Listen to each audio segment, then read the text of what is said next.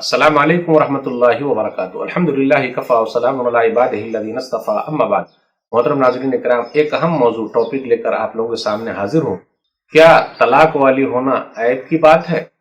آج اپنے سماج میں دیکھ لیجئے، جو عورت طلاق والی ہو جاتی ہے، طلاق دے دیا جاتا ہے، کچھ لوگ اس کو منحوس سمجھتے ہیں، سماج والے اس کو منحوس سمجھتے ہیں، گھر والے بھی منحوس سمجھتے ہیں اور عیبدار مانتے ہیں۔ ایسی بات نہیں ہے۔ کیا وہ بدکار عورت ہے؟ جی نہیں۔ بد زبان تھی؟ جی نہیں۔ اس کا مطلب یہ نہیں ہو سکتا۔ آپ دیکھ لیجئے، صحابیات، نبی صلی اللہ علیہ وسلم پر ایمان لانے والی عورتوں میں بھی طلاق ہے، تو کیا وہ لوگ بد زبان تھی، بد اخلاق تھیں؟ نعوذ باللہ، ہم یہ نہیں کہہ سکتے۔ تو طلاق والی عورت کو تانا دینا کیسی منحوس ہے، چلی آئی، صحیح نہیں ہے، نہیں جمع۔ اپنا سماج جو ایسا کرتا ہے وہ صحیح نہیں ہے۔ نبی صلی اللہ علیہ وسلم کے زمانے میں بھی طلاق کا مسئلہ تھا، اور نبی صلی اللہ علیہ وسلم بیویوں میں سے دیکھ لیجئے، کچھ تو ہیں، امہات المومنین میں سے ہیں۔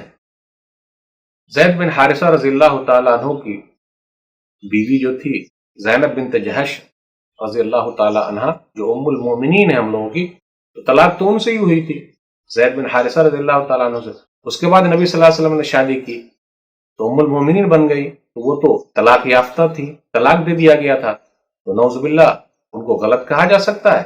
جی نہیں۔ تو میرے بھائیوں، اگر سماج کے اندر کسی بیٹی کے ساتھ ایسا ہو گیا ہے تو وہ عیبدار نہیں ہے، وہ تو زندگی کا ایک ہے، چلتے رہتا ہے۔ اس لیے منحوس سمجھنا، بولے گھر پہ آ کے بیٹھ گئی، بوجھ سمجھنا، ماں باپ بھی بوجھ سمجھتے، بھائی بھی بوجھ سمجھ رہا ہے، ایسا بالکل ہے۔ سماج بھی برا بلا کہتا ہے، ایسا بالکل نہیں۔ آپ دیکھ لیجئے، طلاق بہت ساری وجوہات کی وجہ سے ہو سکتی ہے۔ کبھی بچے نہیں ہو رہے ہیں، کبھی یہ بھی ہو سکتا ہے کہ سامنے والا غلط ہو، شوہر جو ہے وہ بے نمازی ہے، شرابی ہے، کبابی ہے، جواری ہے، مار پیٹ کرنے والا ہے، اس لیے بیچاری کیا کرتی ہے، خلا لے لیتی ہے، یعنی نہیں جمتا ہے، دماغ نہیں جم رہا ہے۔ تو اس کا مطلب یہ نہیں کہ وہ عورت بد کردار ہے، بری ہے، خراب ہے، منحوس ہے، گھر کے اندر آ گئی، نحوست آ گئی۔